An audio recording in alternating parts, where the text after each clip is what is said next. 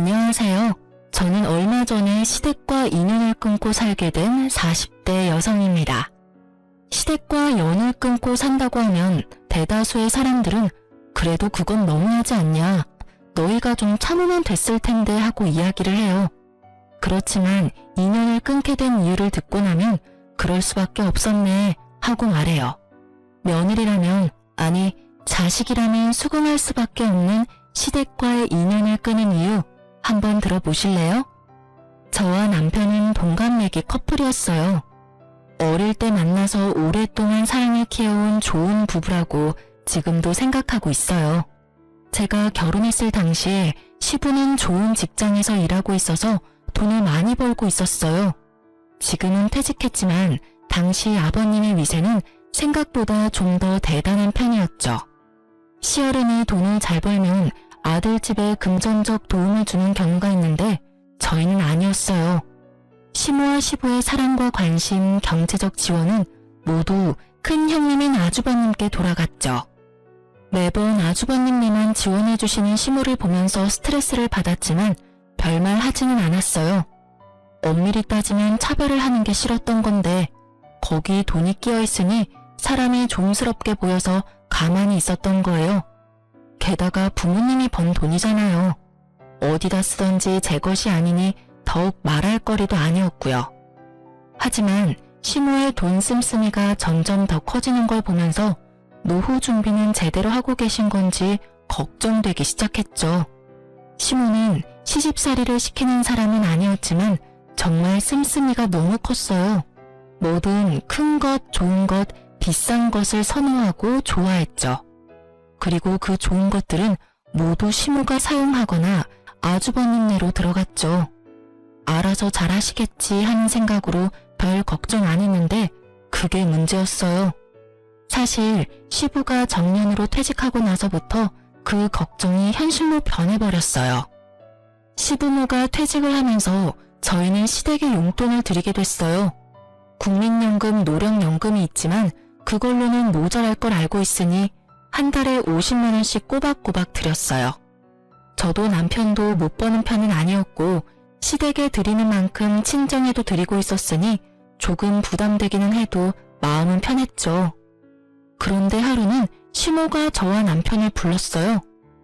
너희 매달 우리한테 주는 용돈 너무 적은 것 같은데 좀 더 줄 수 없겠니? 요즘 그 정도 금액 누구 코에 붙여? 쇼핑하고 친구들 한번 만나고 나면 다 사라지는데. 죄송해요 어머님. 저희도 그보다 더 많이 드리는 건 힘들어서요. 곧 있으면 애들 학교 들어가면 돈 더 들어갈 거고 그때 생각하면 너무 많이 쓸 수가 없어요. 시모의 말에 저는 거절의 의사를 명확히 했어요. 이런 요구에 상의해볼게요 이런 말을 해버리면 조금만 더 설득하면 넘어올 거라고 생각해서 더 심하게 요구하게 되거든요. 그래서 정말 확실하게 거절했죠. 그런 저를 슬쩍 보던 시모가 이번에는 남편에게 슬쩍 말을 하더라고요. 얘, 얼마 전에 손주 생겼다고 전화 온 내 친구 알지? 걔는 용돈을 매달 100만 원씩 받는다더라. 어쩜 하나뿐인 자식이 그렇게 효심이 깊은지. 동창들끼리 다 모여서 이야기하는데 나는 50만 원 뿐이라서 이야기에 끼이지도 못했어. 얼마나 쪽팔리는 일이니? 너희 아버지 일할 때는 명함도 못 내밀던 것들이 자식 농사 잘 지었다고 어찌나 자랑을 하는지. 우리 아들들도 잘 컸다고 말하고 싶은데 결과가 이래서야. 그 말을 듣고 있으니 반발심이 일었죠.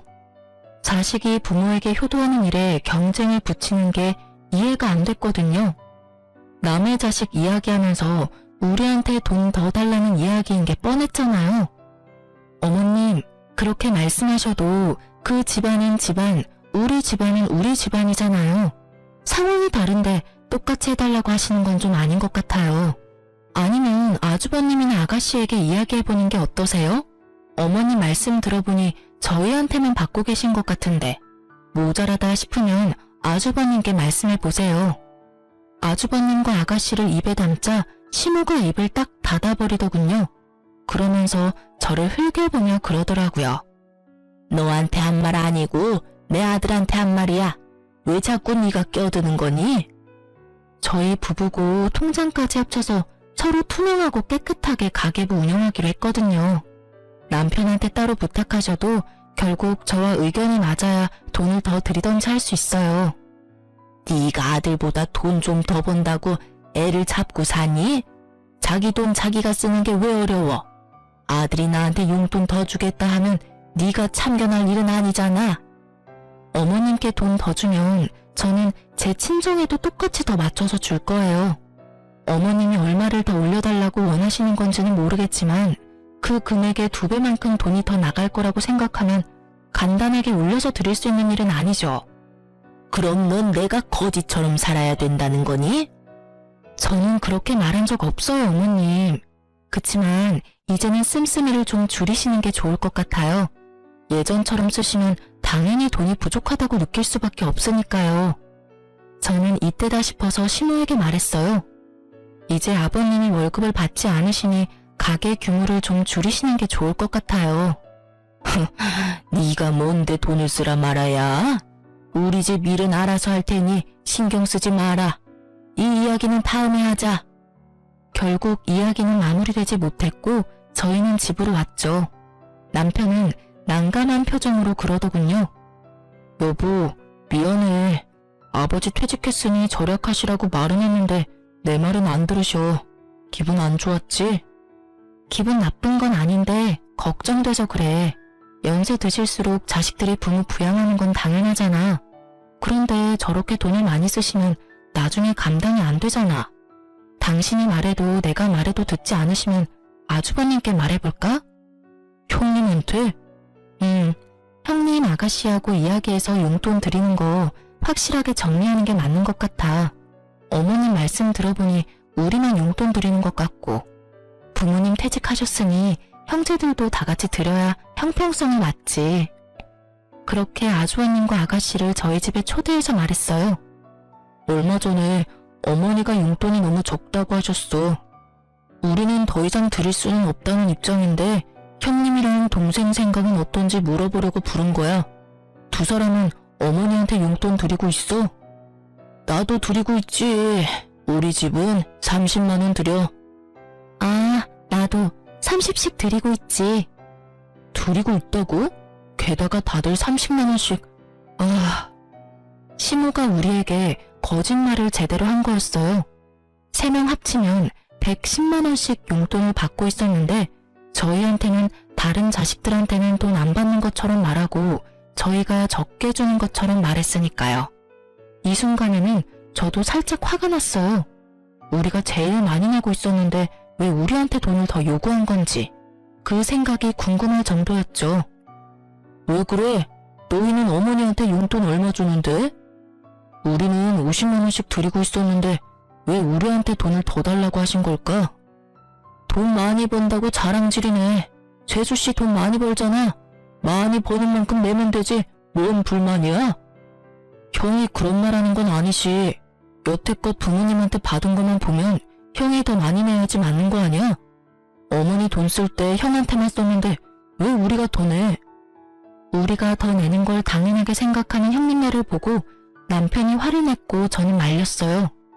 야, 잘 벌면 좀 더 내면 되지 뭘 그것 가지고 예민하게 반응해? 마누라 처가댁 생각하는 것도 적당히 좀 해. 우리 식구나 잘 챙기라고. 용돈 더 달라고 한다고 우리 모아서 뭐 할 건데? 더 달라 하시면 더 드려. 너한테 이야기한 것도 너희가 더 줄 수 있을 것 같으니까 말씀하셨겠지. 그래서 우리한테 다 떠넘기면 형은? 형은 더 해줄 생각도 없이 나한테 더 내라고? 난 못해. 다들 30씩 내고 있으니 똑같이 30씩 내던지 아니면 형이랑 동생이 20씩 더 올려서 다 같이 50을 내던지. 야, 난 30씩 드리는 것도 버거워. 그럼 결정됐네. 나도 30씩 낼게. 그럼 되잖아. 내가 뭐하러 형보다 더 많이 내? 내가 받은 게 형보다 훨씬 없는데. 결국 그날은 서로 기분이 상한 채 대화는 종료됐고 남편은 열이 완전히 받았죠. 그리고 저도 아주버님의 행동에 질리기는 마찬가지였어요. 우리한테 모든 걸 미루는 것도 열받았지만 저한테 빈정대듯 말하는 것도 짜증났거든요. 그날 이후 저와 남편은 시모에게 용돈을 주는 날 시모 집으로 찾아가서 말했어요. 어머님, 저희 아주버님이랑 아가씨랑 이야기해봤는데 다들 30씩 드리고 있었다고 하더라고요. 그래서 저희가 내는 만큼 올려서 드리자고 했더니 버겁다고 하셔서 모두 30 맞춰서 드리기로 했어요. 뭐? 웃기는 애들이네. 50씩 주던 걸 왜 30으로 낮춰서 줘? 저희가 어머님한테 많이 드리면 아주버님이 뭐가 되겠어요? 아무리 그래도 어머님 사랑 제일 많이 받은 장남인데 우리보다 덜 주면 기분이 많이 상하실 거잖아요. 그리고 형제 자매들끼리 이런 돈 문제는 확실하고 차별 없이 하는 게 문제가 생기지 않거든요. 그렇잖아도 아주버님께서 저랑 남편한테 돈 많이 버는 거 자랑하냐고 그러시더라고요. 자랑하려고 50만 원씩 드린 건 아닌데 듣는 사람 입장에서는 그런 생각이 드나 봐요. 그래서 30만 원으로 줄인 거니까 어머님이 이해 좀 해주세요. 그래도 줬다가 다시 줄이는 건? 아주버님 생각도 해주세요. 저희만 좋자고 계속 많이 내면 아주버님도 아가씨도 기분 안 좋을 거예요. 이해해주세요. 제 말에 시모는 아무 말 못하더군요. 저희를 속인 데다가 아주버님의 생각까지 듣고 나니 더 달라고 요구는 못하겠나 보더라고요. 그러다가 저희한테 물어보더군요. 너희 그럼 친정에도 적게 주니? 네, 저희 친정에도 30만 원으로 줄여서 드린다고 했어요. 친정에서는 별말 없으셨거든요. 달라고 해서 드리는 것도 아닌데 너희 주는 대로 받겠다고 하셔서 공평하게 줄여서 드리기로 했어요. 그 말을 듣고서는 아예 포기한 것 같더군요. 결국 시모는 용돈 더 달라고 했다가 용돈이 도리어 줄어들어 버렸죠. 차라리 용돈 올려달라 말하지 않았으면 계속 50씩 받을 수 있었을 텐데 괜히 욕심내시는 바람에 도리어 20만 원 줄게 됐으니 그렇다고 형제들 다 30씩 주는데 저희만 50 드리는 것도 그렇고 결국은 이렇게 정리되어서 저희는 참으로 다행으로 생각했어요. 그 이후로 시모는 더 이상 저희에게 용돈을 요구하지는 않았어요. 하지만 뭔가 사야 할 때면 연락 와서 사달라고 하는 경우가 더 늘었죠. 용돈은 용돈대로 쓰고 필요한 건 필요한 대로 저희한테 사달라고 하시는 건데 그것도 나중에는 형님과 아가씨에게 말해서 돈을 거뒀더니 나중에 시모가 그 사실을 알고 나서는 요구하지 않더군요. 아주버님이 뭐라고 하셨는지 아니면 아주버님 고생시키는 게 싫었던 건지는 모르겠지만 저희 생각을 해서 그런 건 아니라 생각하니 참으로 마음이 착잡했어요. 그렇게 시모의 낭비가 사라지는 건가 싶던 어느 날 시모가 저희를 시댁으로 불렀어요. 너희도 알다시피 이 집 너무 좁아서 이사를 가야 하는데 돈이 좀 부족하구나. 너희 집보다 3억 정도는 더 줘야 들어갈 것 같은데 너희가 돈 좀 보태주지 않을래? 그냥 공짜로 내라는 건 아니야. 너희가 돈 보태주면 새로 이사할 집 너희에게 줄게. 어떠냐? 저는 솔직히 이해가 가지 않았어요. 보통 이렇게 연세가 들어서 이사를 하는 거면 애들도 다 제 가정 찾아 나갔으니 두 분밖에 살지 않아서 더 작은 집으로 가잖아요. 그런데 저희 시모는 더 큰 집으로 이사를 가겠다고 하더라고요. 두 분이 살 건데 더 좋은 동네, 더 비싼 집을 찾는 거 보니 시모의 낭비벽이 사라진 게 아니라고 생각했죠. 그렇지만 이야기를 들어보면 나쁜 이야기는 아니었어요. 저희는 시댁 친정 도움 없이 저희 돈으로 전세로 신혼집을 마련했거든요. 그래서 언젠가는 자가를 가져야 하는데 이 집을 살 때 돈을 대주고 그 집 명의를 얻을 수 있는 건 도리어 더 낫겠다는 생각이 들었죠. 그렇지만 저희도 마냥 돈을 드릴 수는 없었어요. 시모의 낭비벽을 알고 있으니까요. 어머님, 좀 더 작은 평수로 가면 돈 안 빌려도 되는데 굳이 큰 집으로 가시려는 이유가 있을까요? 나더러 이거보다 더 좁은 집에서 살라는 거니? 나는 그런 닭장 같은 데서는 못 살아. 공짜로 해달라는 것도 아니고 너희 집으로 명의 돌려준다니까. 일단 살 때는 내 명의로 하더라도 나랑 네 아버지 돌아가시면 그 집 네 집 될 건데. 남편과 상의하고 저희는 돈을 빌려드리기로 했어요. 물론 그만큼의 목돈이 있는 건 아니고 저희가 가진 목돈을 다 넣으면 저희가 급할 때 쓸 돈이 없으니 대출을 진행하도록 하고 저희가 그 대출금을 갚는 형태로 하기로 했죠. 대신 조건을 걸었어요. 차용증을 꼭 쓰도록. 저희가 돈을 갚는 대신에 부모님 사후 명의를 저희 이름으로 돌린다는 내역과 도중에 집 명의를 바꾸지 못하는 경우가 생기면 저희가 낸 돈을 다 돌려받는다는 조건으로요. 시모는 떨떠름한 표정이었지만 차용증에 지장을 찍었어요. 솔직하게 말하면 시모는 그 차용증이 쓸모없다고 생각하는 것 같더군요. 그렇게 저희는 매달 원금이자 합해서 매달 100만 원씩 시모 아파트 대출금을 갚아갔어요. 힘들었지만 양가 부모님께 나가던 돈도 40만 원 줄었고 그 돈에 좀 더 보태면 못 낼 돈도 아니었죠. 그런데 1년이 좀 지났을까 시모가 잠깐 보자고 하더군요. 시모가 이렇게 부를 때는 좋은 일은 아니었기에 가고 싶지 않았지만 어쩔 수 없이 남편과 함께 갔어요. 어머님, 저희 부르셨어요? 그래, 앉아봐라. 내가 곰곰이 생각해봤는데 너희 지금 우리가 사는 집에 들어올 생각 없니? 합가 말이다. 합가요? 갑자기 무슨 말씀이세요, 어머니? 너희 어차피 이 집 명의 가져갈 거면 미리 들어와서 사는 게 낫지 않겠나 싶어서 그런 거다. 큰 집이기도 하고 너희들 들어와 살아도 크기는 충분하지. 그리고 돈 나갈 일도 줄어들 거 아니니? 그렇지만 나는 너희가 들어와 살았으면 싶구나. 우리도 나이가 들었고 둘이서 살기에는 좀 버거워. 너희 신혼집 어차피 곧 있으면 전세 재계약이지? 계약하지 말고 종료하고 들어와. 대신 전세금은 다른 데 쓰지 말고 들고 들어와. 너희 집 전세금은 써야 할 곳이 따로 있으니까. 시모의 말에 저는 그 써야 할 곳이 시댁에 새로 산 집의 대출금을 갚는 일이라고 생각했어요. 하긴 그렇게 갚아버리면 대출금도 사라지니까. 그렇게 생각하던 제 예상을 시모는 완전히 뒤집어 버리더군요. 얼마 전에 친구가 크루즈 여행 갔다 왔다고 하지 않니? 나랑 네 아버지도 이번에 크루즈 여행 갔다 오려고. 친구가 하던 것보다 더 비싼 걸로 갔다 와야 되지 않겠어? 뜬금없는 크루즈라는 말에 저도 남편도 당황했어요. 저희 전세 자금을 시모 호사 여행에 쓰라는 말이었잖아요. 제 귀를 의심했죠. 어머니, 무슨 크루즈 여행 다녀온다고 합가를 해요. 여행이면 모아놓은 돈으로 가시면 되잖아요. 모아놓은 돈이 어디 있어? 생활비 쓰느라 다 써버렸는데. 게다가 너희는 용돈도 쥐꼬리만큼 주면서 너희가 나한테 할 말은 아니지 않니?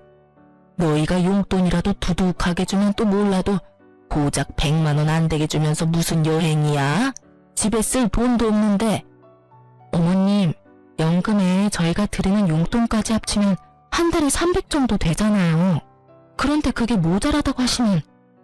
모자라다면 모자란 줄 좀 알아. 그래서 너희 전셋집 팔고 우리 집에 들어올 거니? 못 가요. 세상에 그런 이유로 합가를 하는 가족이 어디 있어요. 그리고 제가 몇 번이나 말씀드렸잖아요. 소비 좀 줄이시라고요. 도대체 크루즈 비용을 얼마를 쓰시길래 저희 전세금까지 필요할 정도냐고요. 못해도 두 사람이서 가려면 몇천 정도는 필요하지 않겠어? 거기서 입을 옷들, 장신구들, 가방 그런 것들부터 사고 들어가서 식사 비용이나 이런 것도 만만치 않게 돈이 드는데. 어머니, 제발 좀 그만하세요. 아버지 돈 한 푼 안 벌고 계시는데 돈을 그렇게 써요?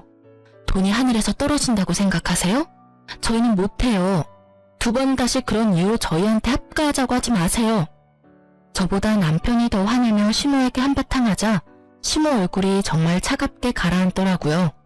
너희 거절했지? 그럼 나도 내가 알아서 하마. 자식 새끼 잘못 둔 게 죄지. 부모 호강은 못 시켜줘도 여행 한 번 정도는 보내줄 거라고 생각한 내 애가 바보야. 저런 것도 자식이라고 애 낳고 미역국을 다 먹고. 돌아가 봐라. 너희 앞으로 볼 일 없을 테니까. 결국 시모에게 그런 이야기를 듣고 저희는 집으로 돌아왔어요. 남편은 흥분해서 열을 올렸지만 저는 슬슬 걱정이 되더라고요. 알아서 하시겠다는 말이 뭔지 몰라서 궁금해졌거든요. 무엇이든 상상 이상을 보여주는 시모라서 정말 몇 날 며칠을 끙끙대며 시모의 다음 행동을 예측했는데 몇 달간 시댁이 조용했어요. 시모에게 안부차 매주 전화를 드렸었는데 그날을 기점으로 전화도 받지 않으시더라고요. 그래서 저는 남편에게 말해서 아주버님께 시모가 어디 있는지 물어보라고 했죠. 형님, 어머니 연락이 안 돼서 그러는데 어디 가셨어요? 얼마 전에 크루즈 여행 간다고 두 분 같이 가셨어. 꽤 긴 일정이던데 거의 한 달 일정이더라고. 금액도 엄청 들었어. 결국 크루즈 여행 가셨네요. 혹시 형님한테도 여행 보내달라고 하시던가요? 그래, 그래서 결국 내가 돈 마련해서 보내드렸어. 너무 좋아하시더라. 돈은 좀 많이 들긴 했지만 그래도 좋아하시는 거 보니까 마음이 좀 편해졌지. 그 말에 저는 안심하면서도 당황했어요. 아주버님네가 그리 넉넉지 못한 상황인 걸 알고 있었는데 그 크루즈 여행에 들 돈을 어떻게 마련했을까 싶었거든요. 그래도 아주버님이 효도 차원에서 그렇게 했다면 뭐 못할 것도 없지 않았겠나 싶었어요. 여태껏 시모에게 받은 것도 많은 장남이니 솔직하게 말해서 받은 만큼 돌려드렸다면 가능했을 금액이라고 생각했거든요. 그렇게 전화를 끊고 그 일에 대해 잊었어요. 그런데 시댁에 집 대출금 내는 날이 되었을 때 문득 그런 생각이 들더군요. 시모가 저희에게 크루즈 여행을 위해 들어와서 합가를 하라고 했을 때 그런 이야기를 했잖아요. 전세금을 자기한테 달라고. 혹시 형님네한테도 똑같이 그런 요구를 했을지도 모른다는 생각이 불현듯 떠오른 거죠. 저는 아닐 거라는 간절한 마음으로 시댁의 등기부등본을 떼봤어요. 그리고 그 자리에서 굳어버렸어요. 원금과 이자를 매달 우리가 내고 있는 시모의 집이 형님 명의로 어느새 바뀌어져 있더군요. 저는 너무 놀라서 남편부터 불러드렸어요. 여보, 시댁집 명의가 아주버님 이름으로 되어 있어. 뭐? 남편도 너무 놀랐는지 한달음에 달려왔어요. 저와 남편은 놀라고 화난 상태로 시댁으로 향했어요. 집에 갔더니 시모가 태어난 얼굴로 마중나왔더군요. 너희 무슨 일로 우리 집을 찾았어? 나는 너희 부른 적 없는데. 어머니, 집 명의 어떻게 된 거예요? 왜 이 집이 형 명의로 넘어갔냐고요? 그걸 몰라서 묻니? 나는 나 부양하지 않는 자식한테는 이 집 못 줘. 이 집이 내 명의인데 왜 내가 이 집을 너희한테 줘야 해? 웃기지도 않아. 첫째 덕분에 겨우 체면치레 했는데 너희가 나한테 뭘 해줬다고 이제 와서 집 타령이야? 이 집이 온전히 어머님 집은 아니죠. 저희랑 이 집 살 때 무슨 말 했는지 잊으셨어요? 그래, 너희가 돈 내주기로 하고 이 집 산 거는 맞지. 그렇지만 명의는 내 이름이잖니? 내가 뭘 하든 내 마음이지. 그리고 자식한테는 부모를 부양해야 하는 의무가 있는 거야. 너는 그걸 하지 않았고 첫째는 그걸 했지. 그래서 첫째한테 이 집 명의 준 거다. 불만이 있으면 나한테 그 의무를 다 못한 너를 탓해야지. 여기 와서 불평한다고 내가 명의 바꿔줄 것 같으냐? 정말 당당하게 상식 이하의 발언을 하는 시모를 보며 저와 남편은 둘 다 입이 막혔어요. 말이 머릿속에는 맴도는데 하고 싶은 말, 고쳐주고 싶은 말이 너무 많으니 제대로 정리가 되지 않더군요. 어머니, 정말로 이대로 저희하고 척질 생각이세요? 저희와 한 약속까지 어기고. 말하는 도중에 아주버님이 나타나더니 저희에게 버럭 소리를 지르더군요. 야, 집 명의 때문에 화난 건 이해해. 그런데 아무리 그래도 자식이 부모한테 그런 식으로 따지는 건 너무한 거 아니냐? 너희가 이 집 명의를 원했으면 어머니 부탁 들어줬으면 될 일 아니야. 자기들이 부족해서 못한 걸 왜 어머니 탓을 해? 말리는 시누이가 더 밉다고 말리는 아주버님은 정말 얄미웠어요. 남편이 화가 나서 뭐라 하려는 걸 저는 막아섰어요. 그리고 시모에게 말했어요. 어머님이 그렇게 나오시면 저희도 알아서 할게요. 너희가 이제 와서 뭘 할 수 있겠어? 멀리 안 나간다. 시모는 냉정하게 말하고 돌아섰고 아주버님은 의기양양한 승자의 표정을 지으며 저희를 쫓아내더군요. 저는 그런 아주버님을 보며 속으로 비웃었어요. 이 집이 어떤 꼴인지 모르고 저렇게 승자의 기분에 취해 있는지. 이제 곧 나락으로 떨어질 생각을 하니 웃겼죠. 저와 남편은 시모와 헤어지고 그날부로 내고 있던 원금과 이자를 내지 않았어요.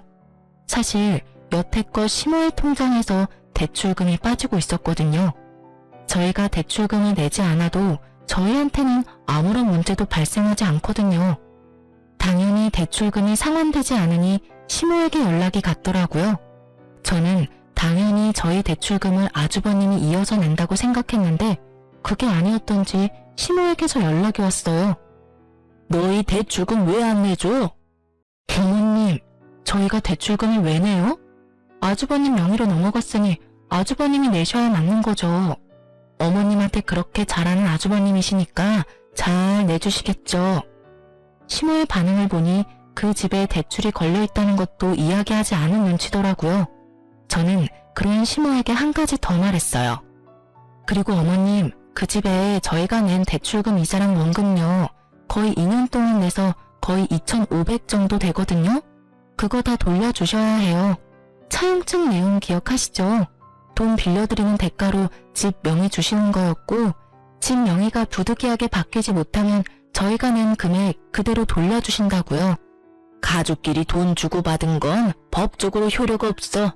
넌 그것도 모르니? 그렇게 생각하시고 지장 찍으신 거예요? 그런데 어떡하죠? 가족 간 차용증도 법적 효력 있기는 해요.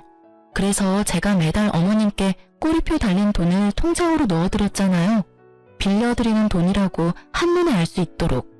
통장 이체 내역도 있고 차용증도 세세하게 작성되어 있어서 돈 돌려주시지 않으면 변호사 사무실 찾아갈 거예요. 준 돈은 돌려받아야 하잖아요. 만약 어머님이 안 주신다면 아주버님께 찾아가서 말씀드릴 거예요. 그래도 괜찮으세요? 시모가 잠깐 생각하더니 그러라고 하더군요. 이미 형님은 어머님네서 합가하여 같이 지내고 있으니 어쩔 수 없이 돈을 갚기는 해야 할 거라는 생각이 든 것 같더라고요. 그래서 저는 아주버님께 전화를 했어요. 제주씨, 바쁘니까 나중에 들으시면 후회하실 거예요. 그 집 혹시 대출금 끼고 있는 집인 거 알고 있으세요? 알고 있지. 어머니가 갚고 계신 걸로 아는데. 그럴 리가 있겠어요? 그 대출 사실 저희가 갚고 있었거든요. 어머님이 그 집 살 때 저희한테 돈 보태면 그 집 명의 저희한테 돌려주신다고 하셔서요. 그래서 지금 나한테 따지려고 전화했어? 그럴 리가요. 이미 명의 넘어갔으니 저는 별로 상관없어요. 그런데 문제가 하나 있거든요. 저희가 그 대출금 이제부터 내지 않을 생각이고 이미 낸 것도 다 돌려받을 생각이라서요. 대출이 얼만데? 집 시세 생각하면 그리 큰 돈은 아닐 건데. 대출 지금 한 달에 100만 원씩 꼬박꼬박 들어가고 있어요. 그리고 여태껏 낸 금액은 2,500만 원 정도 되는데 어머님이 못 갚겠다고 하시더라고요. 그러니 어쩔 수 없이 그 집 명의자인 아주버님께 돈 달라고 하는 거고요. 뭐? 달에 100만 원? 그렇게 많이 들어갈 리가 없는데 너 우리 속이려고 하면. 속일 생각 없고요. 그건 어머님 대출 계약서 보시면 아실 거예요. 집 살 때 대출 받았으니까. 거기에 원금이자 명확히 적시되어 있을 거예요. 왜 돈이 그렇게 돼? 계산이 맞지를 않잖아. 어머니 전에 살던 집 가격 생각하면 그 정도나 빌릴 필요가 없어. 네, 집값만 계산하면 그렇죠. 그런데 아주버님이 모르셨나 봐요? 어머님이 전에 살던 집을 담보로 돈을 빌리셨더라고요. 뭐? 깜짝 놀라는 목소리를 들으니 정말로 모르는 눈치였어요. 모르셨나 보네요. 어쨌든 어머님은 아주버님께 돈 받으라고 하니 그렇게 진행하려고요. 일단 빌려드린 돈 2,500만 원은 어머님이 갚으셔야 하는데 어머님 돈이 없으니 같이 살고 계신 아주버님께서 갚아주셔야겠어요. 2,500의 대출금까지. 아, 제주씨, 우리가 지금 그런 돈을 낼 만한 상황이 아니야. 말했잖아. 어머니랑 아버지 크루즈 여행 간다고 돈을 너무 많이 쓰셨다고. 게다가 지금 어머님이 쓰고 계시는 돈만 해도. 그건 저희가 알 바는 아니죠. 그런 거 다 감수하고 어머님이랑 같이 살기로 하신 거 아니에요? 어머님 낭비벽 있으신 거 몰랐던 것도 아니면서. 그리고 저희는 만약에 이 돈 돌려받지 못하면 변호사 찾아가서 소송을 걸든 뭘 하든 다 해볼 생각이에요. 부양하고 계시니까 그분이 친 사고는 잘 처리해 주실 거라 믿어요. 변호사 이야기까지 하니 아주버님도 살짝 놀란 것 같더라고요. 이렇게 강하게 나올 거라는 생각은 못했겠죠. 아주버님이 잠시 고민하더니 저녁에 시댁으로 오라고 하더군요. 같이 모여서 어떻게 할지 상의하자고요. 그날 저녁에 시댁에 갔는데 정말 웃기지도 않은 개그쇼를 보는 것 같았어요. 어머니, 왜 둘째한테 돈 빌리고 있는 거 이야기 안 하셨어요? 대출이 있다는 걸 알았으면 저도 집 팔고 여기 들어오는 일 없었을 거라고요. 이 집이 탐나서 들어오겠다고 한 건 너였잖니? 이제 와서 지금 부모한테 화풀이야? 예, 화풀이에요. 도대체 이 집에 잡혀있는 대출금 하며 어머님이 평상시에 쓰는 돈까지 제가 얼마나 힘들게 사는 줄 아세요? 와이프 얼굴 보기도 겁난다고요. 나한테 화내지 말고 둘째한테 이야기해. 얘네들이 대출금 내주기로 했으면서 안 내주는 거니까. 그래, 너희도 그래.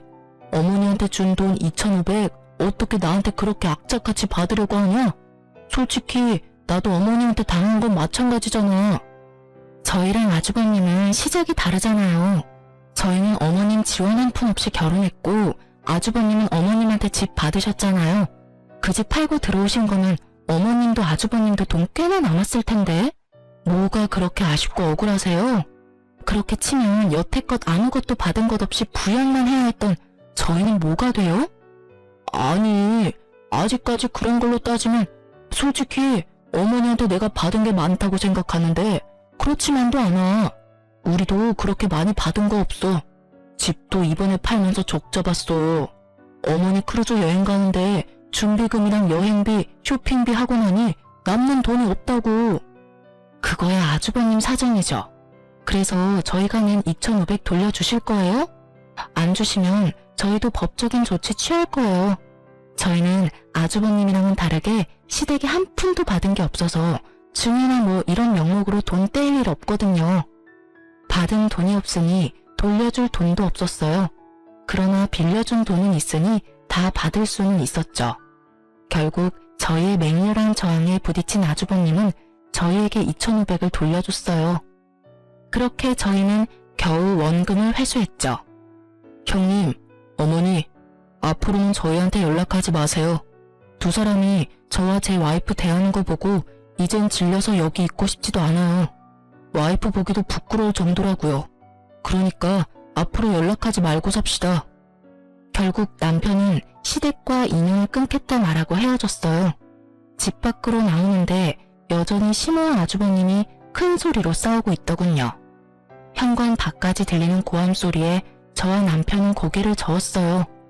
그렇게 저와 남편은 집에 돌아왔고 그 이후로 정말 시댁과 연을 끊고 살았어요.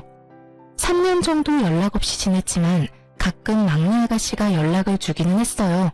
그 집안 사람이기는 했지만 결혼해서 조금은 먼 사이가 됐고 남편처럼 어머님의 장남 사랑의 피해자인 사람이었으니 연락을 하고 지내긴 하더라고요.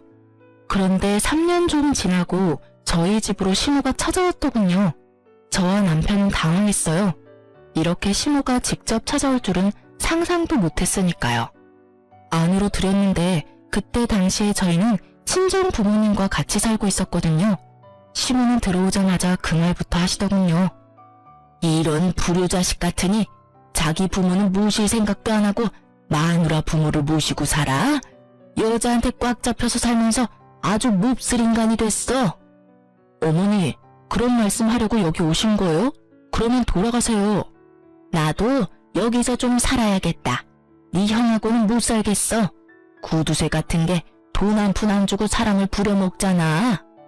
갑자기 그게 무슨 말씀이세요? 저희 집에 이미 장인 장모님 같이 살고 계시는데. 그거야 내 알 바가 아니지. 여기 네 집이잖아.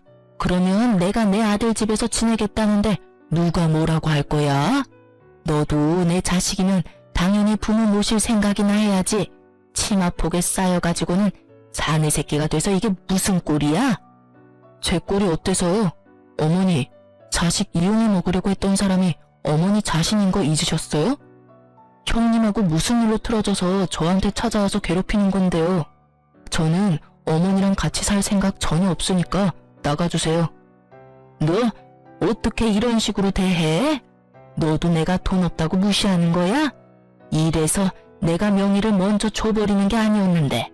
네 형도 그렇고 너도 그렇고 사람이 어떻게 그렇게 냉정하니? 네 형은 나를 아주 범죄자 취급을 해. 매번 크루즈 여행 보내준 거, 집 대출금 이야기하지 않은 거, 그런 말 하면서 나한테 화만 내고. 나도 할 말 많아. 내가 지한테 얼마나 많은 걸 해줬는데 어떻게 그놈이 나한테 이런 모욕을 줘? 어머님, 아주버님이 나쁜 마음이셨으면 이미 어머님 내쫓았겠죠. 그런데 내쫓지 않고 집에 같이 산다는 건 나쁜 마음에서 그러는 건 아니실 거예요. 나쁜 마음이 아니면 그게 뭐니? 돈을 한 푼을 안 줘. 친구들 만날 때 옷 좀 사입으려고 했더니 고작 그것도 못하게 받고, 한 달에 용돈을 꼴랑 30만 원만 주는 게 너무하잖아. 게다가 너희도 그래. 꼴랑 집 명의 바꾼 걸로 마음 상했다고 부모한테 주는 용돈을 안 주면 어떡하니? 어머니, 저희도 연락 없었지만 저희한테 연락 주신 적도 없는 게 어머니예요. 어떻게 여태껏 한 번도 연락 없으시다가 또 본인 필요할 때만 나타나서 부모 자식 운운하시는 건데요. 화내며 소리 지르는 남편을 제가 달랬어요. 어머님, 아주버님 좋아하셔서 아주버님한테 집 명의 주셨잖아요. 그러면 아주버님 곁에 계시는 게 가장 행복하실 거예요. 조용히 있으면 먹고 자고 쉬는 데는 문제 없으시잖아요. 그렇죠? 제가 저번에도 말씀드렸지만 씀씀이만 줄이시면 다 좋게 해결될 일 같네요. 나는 싫어. 어떻게 이렇게 없이 살아? 해야 할 게 얼마나 많은지 아니? 게다가 얼굴만 마주치면 잔소리까지 하는 아들까지. 내가 시집을 다시 왔나 싶을 정도야. 아이고, 그러니 내가 너희한테 찾아왔잖아. 너희도 내 자식이고 응당 자식이라면 부모를 모시는 게 맞지. 지금 당장 사돈댁 내보내고 나 들어갈 자리부터 마련해라. 정말 막무가내도 이런 막무가내가 없더라고요. 시무가 아주버님네서 어떻게 지냈는지 아가씨에게 들어서 잘 알고 있던 우리는 지나가던 개에 물린 느낌이었어요. 아주버님의 분노가 대단하다고 하긴 하더라고요. 멀쩡한 집까지 팔고 그 돈으로 시무 크루즈 여행 보내주고 대출빚 남은 집 얻은 웃긴 모양새가 됐잖아요. 더 큰 집에서 편하게 살 줄 알았는데 그 집에는 대출이 가득 잡혀 있었고 사람 잡는, 아니 돈 먹는 어른까지 있었으니 말이죠. 한 달에 100만 원을 넘게 혼자서 쓰는 시무 때문에 아주버님이 화를 낸 적이 한두 번이 아니라는 이야기도 들었으니까요. 결국 모든 용돈 회수하고 집에서 집안일이나 하라는 아주버님 말에 반발해서 온 곳이 저희 집이라니. 저희에게 오면 저희가 무조건 받아줄 거라고 생각한 것 같더라고요. 저희는 그럴 생각이 눈꼽만큼도 없었는데 말이죠. 시모가 와서 이렇게 막무가내로 굴기 전에는 남편도 마음이 좀 약해지는 눈치였었어요. 그래도 어머니잖아요. 그런데 우리 집에 와서 저렇게 밀어붙이는 시모를 보며 남편은 자신의 기억이 많이 미화됐었다는 걸 깨달은 모양이더군요. 게다가 시모는 저희 집에 오기 전에 아가씨 집을 먼저 갔었어요. 아가씨가 이야기를 해줬거든요. 그래서 저희 집은 안 오겠거니 생각했었어요. 저희와는 워낙 큰 트러블이 있어서 오지 않을 거라고 추측했었거든요. 그런데 결국 저희 집까지 찾아온 걸 보면서 남편은 더 열받은 거죠. 우리한테 정말 오기 싫었는데 장남이 있는 집이 너무 싫어서 우리한테라도 빌붙으려고 온 것 같은 모양새라 남편은 더 용서 못하는 것 같더라고요. 여태껏 형님 들러리로 살았고 시모에게 그럴듯한 애정도 받지 못한 채 컸는데 자기를 부양하라는 의무만 요구하니 화가 날 수밖에요. 남편이 무척 차가운 얼굴로 시모에게 말했어요. 하늘이 두 쪽 나도 제가 어머니 모실 일은 없을 테니 집으로 돌아가세요. 왜 삼남매들 모두 어머니를 모시기 싫어하는지 이유를 본인이 곰곰이 생각해 보시고요.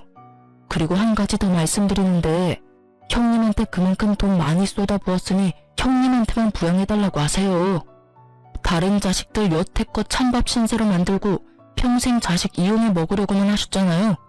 대학도 제가 벌어서 들어갔고 결혼도 제가 벌어서 했어요. 결혼 후에도 저희한테 돈만 요구하셨잖아요. 염치라는 게 있다면 저희한테 와서 될 일은 아니죠. 우리가 무슨 이유로 어머니랑 연 끊은 건지 잊으셨어요? 어머니가 형님만 자식으로 생각했듯이 저도 부모 없는 셈 칠 테니까 여태껏 해왔던 대로 연락 없이 지내요. 결국 남편은 아주버님께 전화해서 어머니 모시고 가라고 했어요. 아주버님은 너희가 모실 수 있으면 모시라는 식이어서 남편이 또 화를 낼 수밖에 없었죠. 시모가 집을 나가버리기를 원하는 아주버님의 모습에 남편은 시모를 직접 차로 태워 시댁으로 데려다 줬어요. 2번 다시 찾아오지 말라고, 이번에 찾아오면 진짜 호적파고 나가버릴 거라고 으름장을 놔버리더군요. 그렇게 강하게 반발하는 남편의 모습을 처음 봤는지 너무 놀란 시모는 그 이후로 연락을 하지 않았어요. 아가씨가 시모 소식 전해주려고 할 때마다 남편은 어머니 이야기 입 밖에도 내지 말라며 화를 내니 할 수가 없는 거죠. 아주버님네와 시모의 싸움에 등 터지는 아가씨는 그나마 저한테 시모와 아주버님의 근황을 알려주더군요. 시모가 화려하고 사치스러웠던 생활을 잊지 못하고 결국은 아주버님 카드로 카드론을 받아 쓴 바람에 아주버님에게 혼나고 지금은 조용히 식모처럼 살고 있대요. 한 번만 더 돈 때문에 사고치면 시모가 가지고 있던 비싼 물건들 다 팔아치워 버린다고 했대요. 그리고 시모는 요양원에 데려다 주겠다고 말했다더라고요. 결국 시모는 아주버님 말에 꼬리 내리고 얌전히 식모처럼 살고 있고, 아주버님네는 집 대출금에 어머님이 빌린 카드론까지 갚으며 전전긍긍 살고 있대요. 와이프 눈치 엄청 본다고 하더군요. 하긴 형님도 속이 뒤집어지겠죠. 시댁 재산 자기 걸로 만들어 보려다가 결국에는 멀쩡한 집 팔아서 대출금 가득한 집을 얻은 데다가 시어른과의 합가까지 해서 수발까지 들어야 하니 말이죠. 조용하고 점잖은 분이면 모시기 그나마 편했겠지만 다른 곳에 눈 돌리면 사고나 치는 사람을 모시려니 속에 천불이 나는 것도 당연할 거예요. 그렇지만 2사람 모두 뿌린 대로 거둔 거라고 생각해요.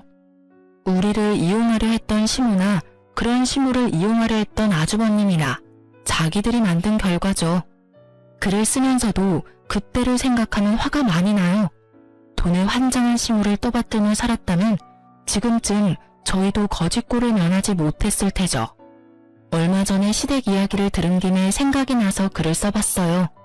시댁과 이런 일로 부딪히는 일은 많을 거예요. 저희는 휘둘리기 싫어서 인연을 끊는 방법을 선택했죠. 이게 나쁘다고 생각하는 사람들도 있어요. 하지만 당해보지 않은 사람은 그 스트레스를 모르죠. 긴 글 읽어주셔서 고맙습니다. 스트레스 받지 말고 즐거운 하루 보내세요.